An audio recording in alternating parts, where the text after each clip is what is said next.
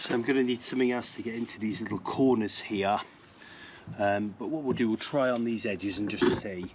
I personally don't think the 320 grit is good enough. It needs to be a little bit stronger. So let's put the, that'll do us.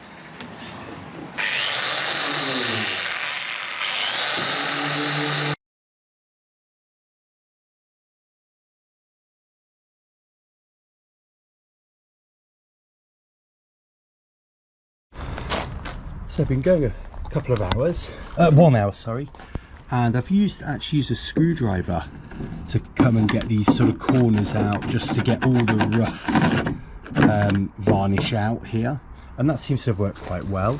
I've gone around all the edges. There's a little bit of varnishing needing in these little blocks here.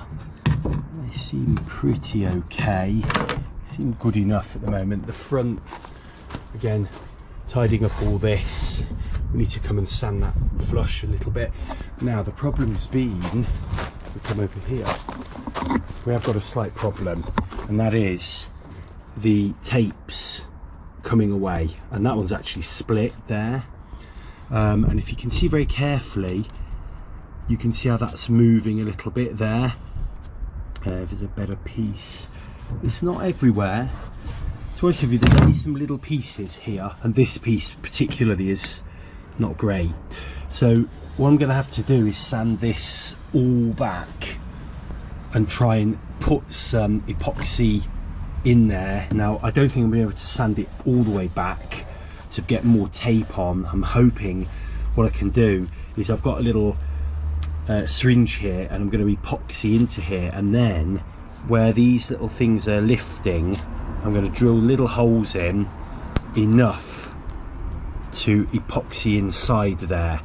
Now I've seen some really good videos where people have done this and epoxied under the varnish just to get the varnish down, but in this case I think, I mean, we can actually see here, if we take that off, you can see that's actually the tape that's come away. So we need to just go along here and epoxy in these little holes. If we can find a syringe with a needle thin enough, I can just pop it in and fill it out. So I'm going to do that next. So I'm going to sand everything down I can sand down, and then I'm going to start to epoxy behind here when I'm finished that, and then we're going to maybe build these little surfaces up with a bit of epoxy, because that's right down to the epoxy, and then we'll varnish over the top. Other than that, there's not an awful lot to do. The gunwales, I mean, they do, I was saying they moved a little bit, but they're not really moving. There's a slight gap maybe. No, there's no gap. No, I think they're fine. It's just this, and then the other side, we've got a few cases of it here as well. I mean, it's important to get these sorted because, you know, they'll leak, and of course the integrity of the boat, it's quite important for the integrity of the boat that these are solid. They've not been done very well, to be honest with you. You can see loads of holes in it. So yeah, that's the bit we've got to do. So that's the inside of the hull almost done. I've done all the gunwales all around. I haven't done this because it looks perfect. I've just done these little bits. I've done the tops all around here, and then yeah, just done all this as much as I can. My small sander has just died on me. And the big one's no good for getting in any of the nooks or crannies, but I've looked at the bottom here. I'm just gonna, these are very nice, so I'm just gonna rough all this up around those edges, maybe do the sides as well here and there and the back, and I think we'll call it a day. I don't think I'm going to touch the bottom. The bottom looks great, it looks fine, so I'm not going to bother with that or this, because this looks good as well.